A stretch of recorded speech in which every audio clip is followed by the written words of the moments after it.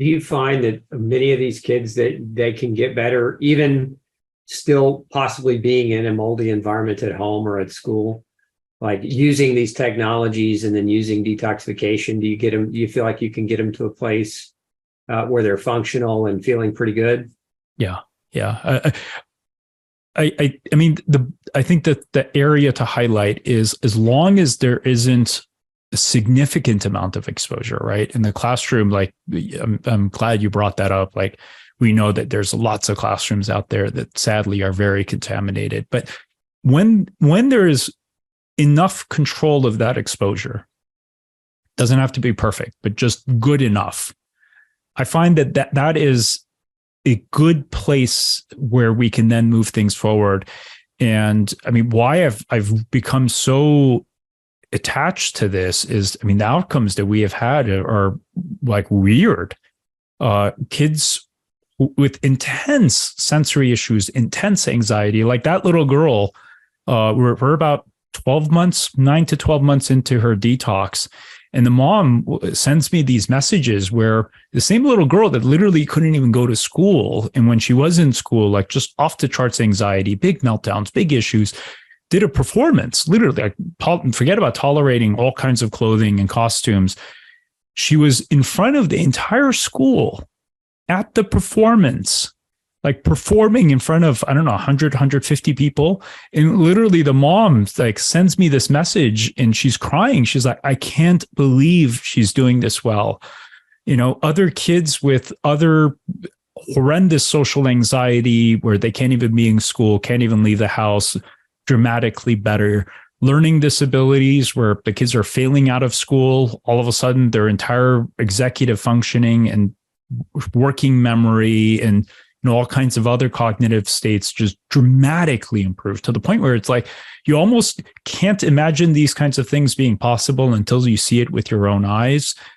And when you do, you're like, oh my God, like, one, how much harm is being caused? And two, how much good could we do? How many lives can we change if we just better understand this? And that's why, I mean, I was so happy to hear that you're doing this work. And, the second I was like, yep, count me in. I'm happy to do my part to just bring awareness. And thank you for doing this. Yeah, of course. What do you find? So I want to back up because I have just a few different thoughts. One, so part of it is the parent listening to this whose child is got PANS or PANDAS or other neurological problems. There's hope, right?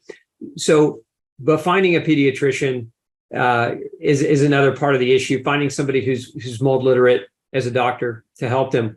Could you talk about some of the different diagnostic tools that you use just to kind of come around to the thought of, okay, mold, we do suspect mold. We believe mold is at the core root or one of the core pieces of this puzzle.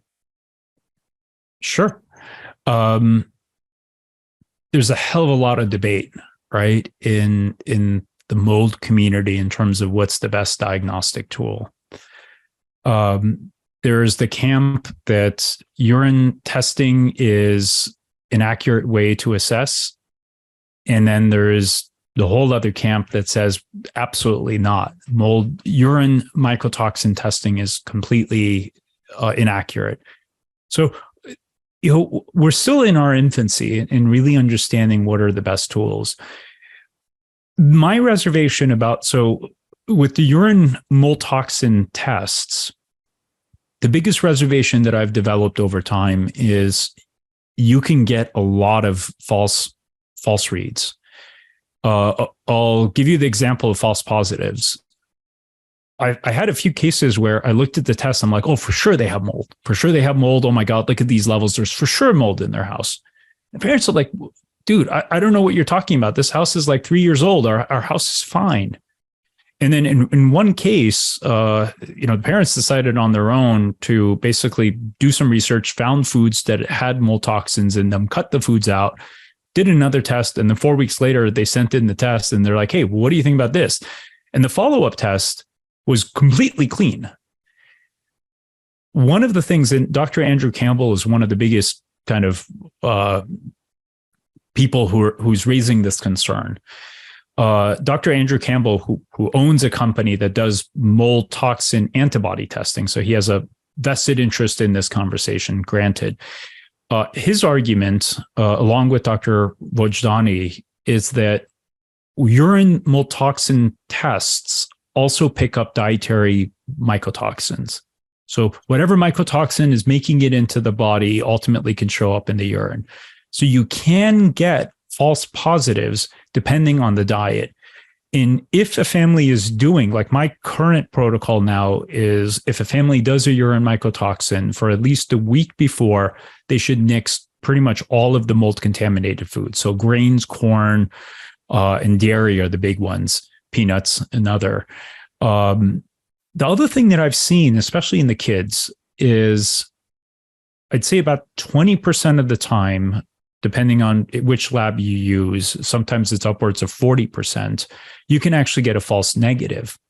And I've had several cases that I've presented at different conferences, and I'm presenting again, where I looked at the urine test and I would swear that there wasn't a problem because it looked so benign.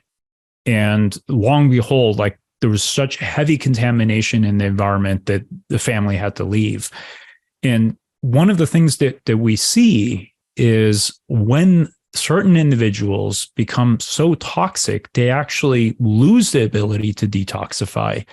So they actually have difficulty pushing these toxins into the urine to then be detected by the technology. And that's where there are some methodological, technological problems with doing urine testing.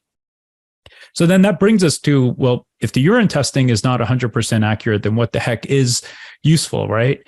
And this is where also kind of to the dismay of some of my mold colleagues, I've started actually becoming more of a proponent for antibody testing. It's not to say the antibody testing is foolproof. There's still a lot of controversy around it for sure. But one of the things that I have seen as actually a pretty reliable measure is just checking for antibody reactions against the molds, specifically IgG. Because we know that the molds really do a good job in irritating the immune system, right? They're fantastic at irritating the immune system. And the IgG reactions, 80% of the time, there are times that they give false negatives, but 80% of the time they do actually correlate pretty well with actual exposure, active exposure to the molds. And the beauty of it is that for those that have insurance and a provider that can do blood work, you can actually check Cladosporium IgG and Penicillium IgG through Quest. So Quest Diagnostics actually has these as part of their panel. So as a screening, if people can't afford more expensive fancy labs, you can actually do that test through Quest. There's a company called Alletess, Alletess, I believe. They have mold panels. They have a basic mold panel, expanded mold panel that checks IgG, IgA, IgE.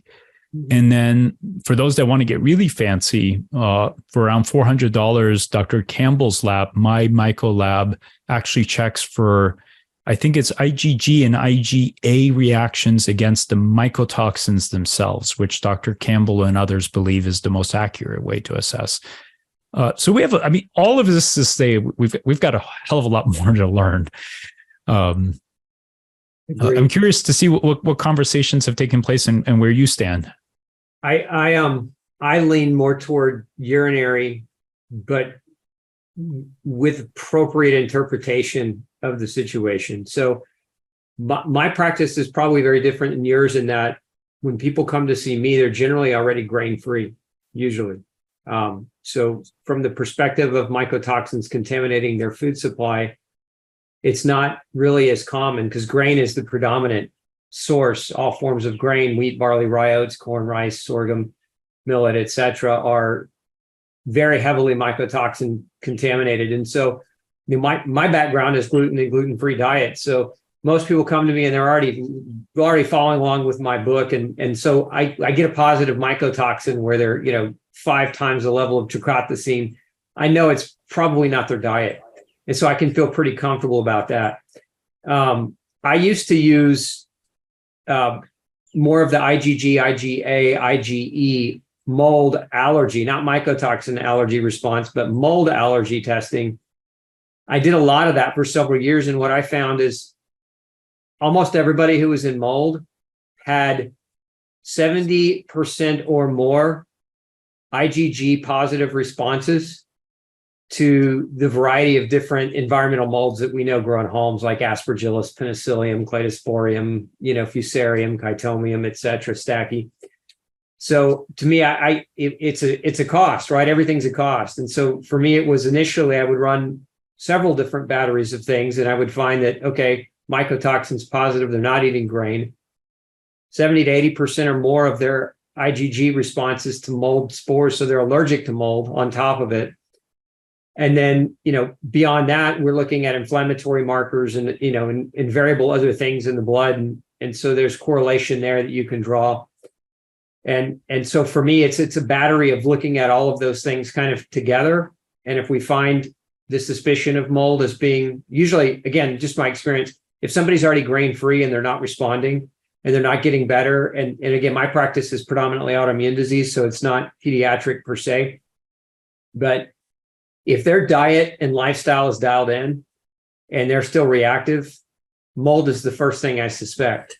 And so if I get back a positive mycotoxin at that point, then to me, the false positive piece is probably not as likely. That's just kind of the way I view it. And then there's also, you probably looked at Shoemaker's stuff. And so a lot of, there are a lot of acolytes of his work, and the MSH and the variety or the sampling of different tests that don't really mean, like the TGF-beta1 and that kind of stuff, that don't really mean you're in mold, but mean you're inflamed or mean you have an immunological response. So it's not specific per se to mold. Those I never really found to be all that helpful, because I would see people that had major gluten sensitivity issues where those same markers would be abnormal. And when we changed their diet, they would normalize. So again, my experience, just coming from a gluten background, seeing those types of labs normalize with a change in diet, and whether their change in diet was the fact that they were gluten sensitive, went gluten free, and the immune system calmed down, or whether they were eating a lot of grain and there were mycotoxins and mold in the grain, don't know. Haven't done the research to fine tooth that out. But I like urine as a general tool based on the type and the style of practice that I have and the type of people that I see. Got it. And I'm sure that I've talked to Dr. Nathan about this too. The pediatric population is also, they're different. Their physiologies are different, right? And one of the things that I am becoming more questioning of is how a child's ability to clear toxins differs from that of an adult. And that has been one of the kind of underlying tenets that have driven me, because I do think there are differences in these kids in ultimately how they present, how they're affected than even some of the adults.